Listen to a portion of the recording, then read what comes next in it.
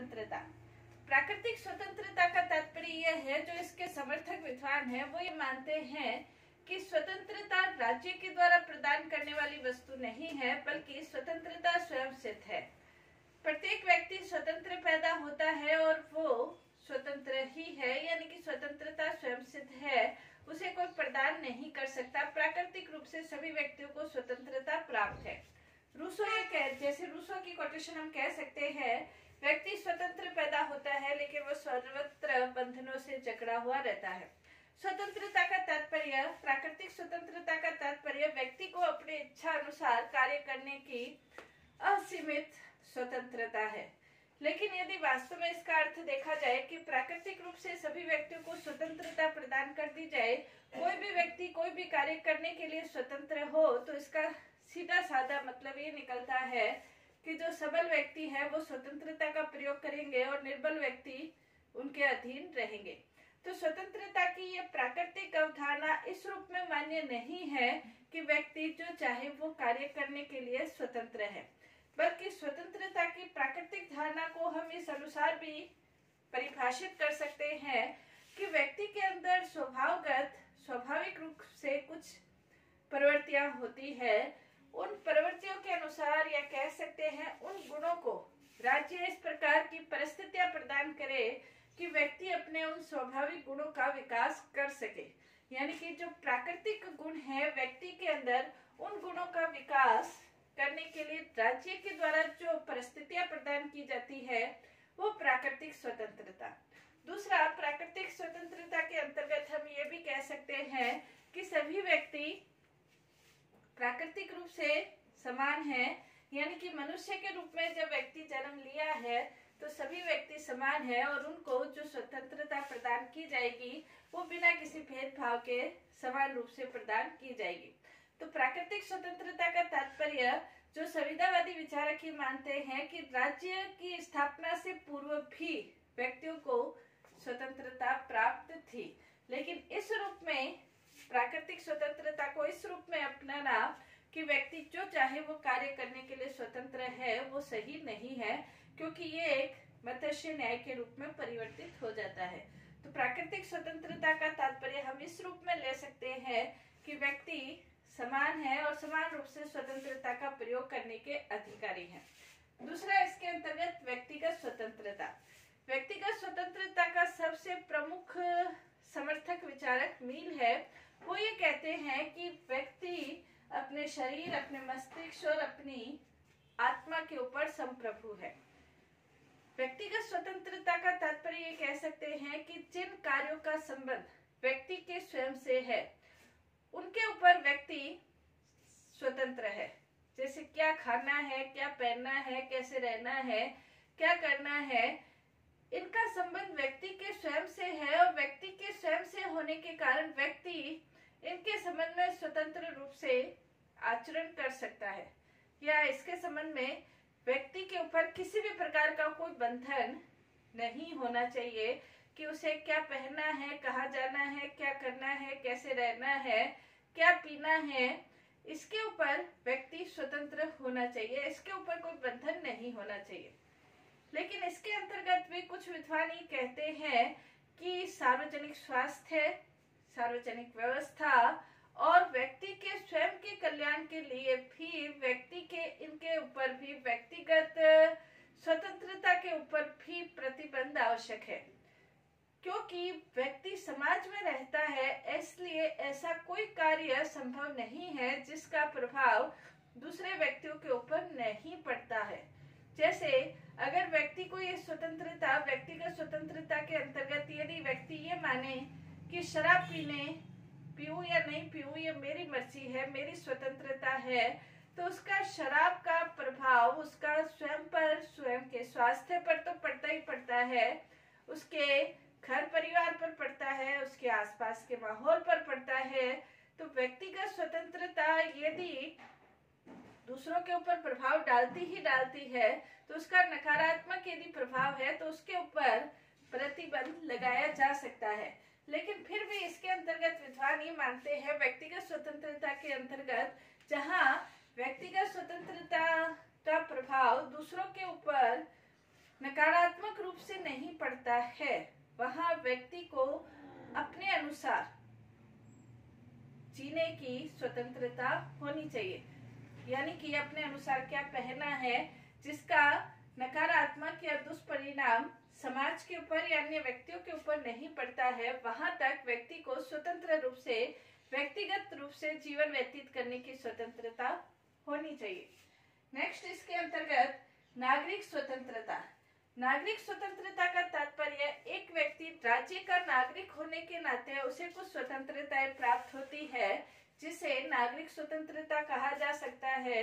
नागरिक स्वतंत्रताओं को हम दो भागों में, दो रूप में परिभाषित कर सकते हैं। नागरिक स्वतंत्रता का पहला तात्पर्य व्यक्ति के विरुद्ध स्वतंत्रता, दूसरा राज्य के विरुद्ध स्वतंत्रता। व्यक्ति के विरुद्ध स्वतंत्रता का तात्पर्य यह है कि कोई भी व्यक्ति किसी राज्य का सदस्य है, उस कारण से उसको कुछ स्वतंत्रताएं, अधिकार प्राप्त है।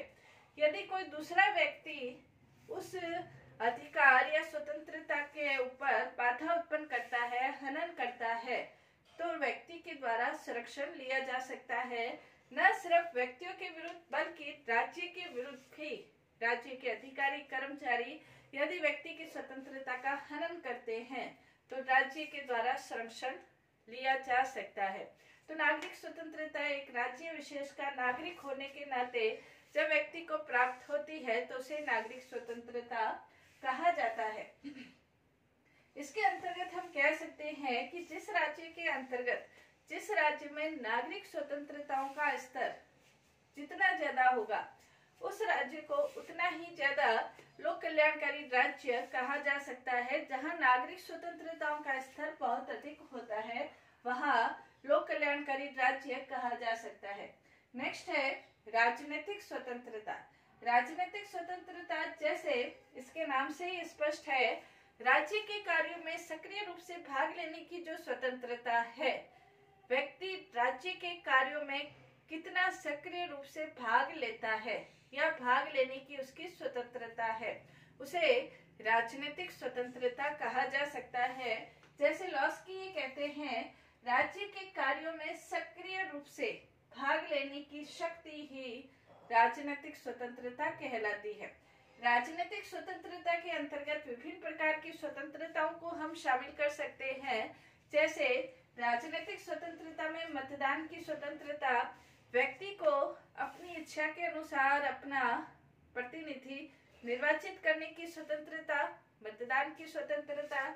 दूसरा इसके अंतर्गत व्यक्ति स्वयं निर्वाचित होने की स्वतंत्रता रखता है, क्योंकि लोकतंत्र के अंतर्गत जनता का शासन है और जनता के शासन होने के नाते लोकतंत्र में व्यक्ति को निर्वाचित होने की जो स्वतंत्रता है, व्यक्ति किसी भी पद पर, बड़े से बड़े पद पर निर्वाचित होने की योग्यता यदि वो रखता है तो निर्वाचित होने की स्वतंत्रता है, ये राजनीतिक स्वतंत्रता। नेक्स्ट है, यदि वो योग्य है तो सार्वजनिक पद प्राप्त करने की स्वतंत्रता। सार्वजनिक पद के लिए किसी जाति, किसी धर्म, किसी भाषा के आधार पर कोई भेदभाव नहीं होकर सभी व्यक्तियों को सार्वजनिक पद प्राप्त करने की जो स्वतंत्रता है, वो राजनीतिक स्वतंत्रता। नेक्स्ट इसके अंतर्गत सरकार के लिए आवश्यक है कि वो जनता के हित में कार्य करे। यदि सरकार के द्वारा जनता के हित में कार्य नहीं किया जाता है तो व्यक्तियों को ये स्वतंत्रता है कि वो सरकार के कार्यों की आलोचना कर सके। तो ये भी राजनीतिक स्वतंत्रता है। तो राजनीतिक स्वतंत्रताओं में ये 4 प्रकार की, मतदान की स्वतंत्रता, निर्वाचित होने की स्वतंत्रता, सार्वजनिक पद प्राप्त करने की और सरकार के कार्यों की आलोचना करने की स्वतंत्रता शामिल है। इसके अलावा नेक्स्ट जो स्वतंत्रता है, आर्थिक स्वतंत्रता। जैसे ये विद्वान है कॉल, वो ये कहते हैं राजनीतिक स्वतंत्रता आर्थिक स्वतंत्रता के अभाव में निष्क्रिय है, निष्फल। राजनीतिक स्वतंत्रता आर्थिक स्वतंत्रता के अभाव में निष्फल है, निष्क्रिय है। तो राजनीतिक स्वतंत्रता के लिए आवश्यक है कि आर्थिक स्वतंत्रता भी व्यक्तियों को प्राप्त हो। व्यक्ति यदि भूखा है, उसकी आवश्यकताओं की पूर्ति नहीं हो रही है और बात ये करे कि आपको मतदान का अधिकार है, राजनीतिक स्वतंत्रता प्राप्त है, स्वतंत्र देश के नागरिक हो, तो एक भूखे व्यक्ति के लिए इस प्रकार की स्वतंत्रता का कोई महत्व नहीं होता है। लॉस्की भी ये कहते हैं, आर्थिक स्वतंत्रता का अभिप्राय यह है कि लॉस्की ने आर्थिक स्वतंत्रता को परिभाषित करते हुए बताया है, आर्थिक स्वतंत्रता का अभिप्राय यह है कि प्रत्येक व्यक्ति को अपनी आजीविका की चिंता से मुक्त हो, प्रत्येक व्यक्ति अपनी आजीविका की चिंता से मुक्त हो, साथ ही साथ प्रत्येक व्यक्ति बेरोजगारी की चिंता से, बेरोजगारी की चिंता से, अभाव की चिंता से, यानी कि कहने का तात्पर्य कल की आवश्यकताओं की चिंता से जब व्यक्ति मुक्त होता है तो उसे वास्तविक रूप में हम आर्थिक स्वतंत्रता कह सकते हैं।